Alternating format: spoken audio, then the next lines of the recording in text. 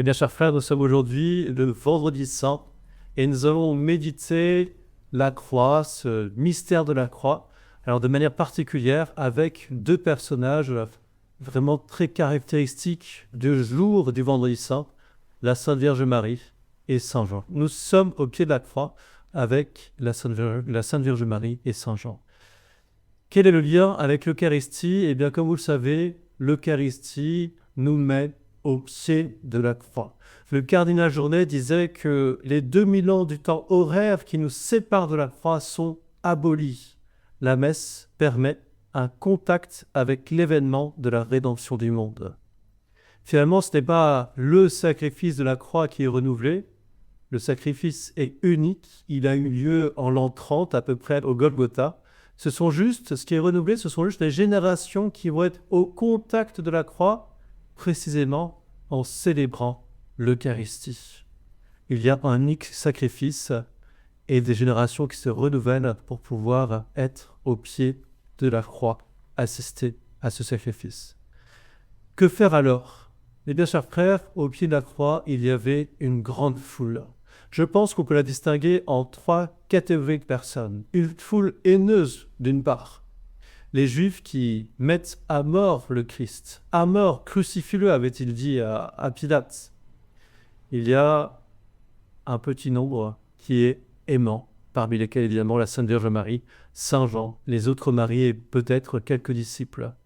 Et entre ces deux extrêmes, il y a au milieu une foule d'anonymes. Je propose, mes bien chers frères, de sortir de cette foule d'anonymes pour aller vers ceux qui aiment le Christ, même sur la croix.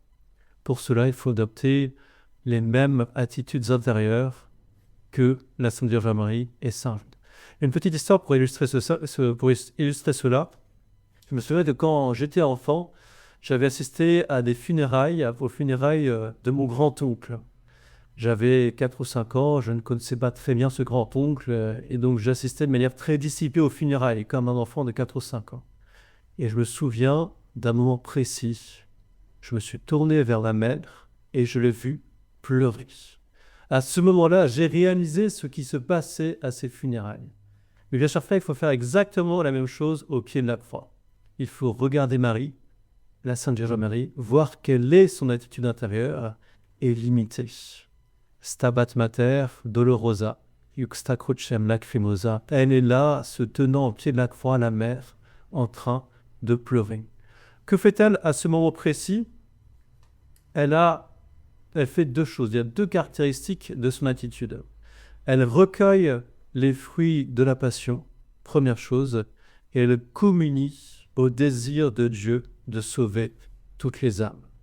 Voilà, mes bien chers frères, les deux attitudes que je vous propose d'avoir dorénavant à chaque messe, à l'imitation de la Sainte Vierge et de tous ceux qui aiment le Christ à ce moment-là, de Saint Jean, les autres disciples qui l'aimaient, et de faire deux choses, donc, recueillir les fruits de la passion et communier au désir de Dieu de sauver toutes les âmes.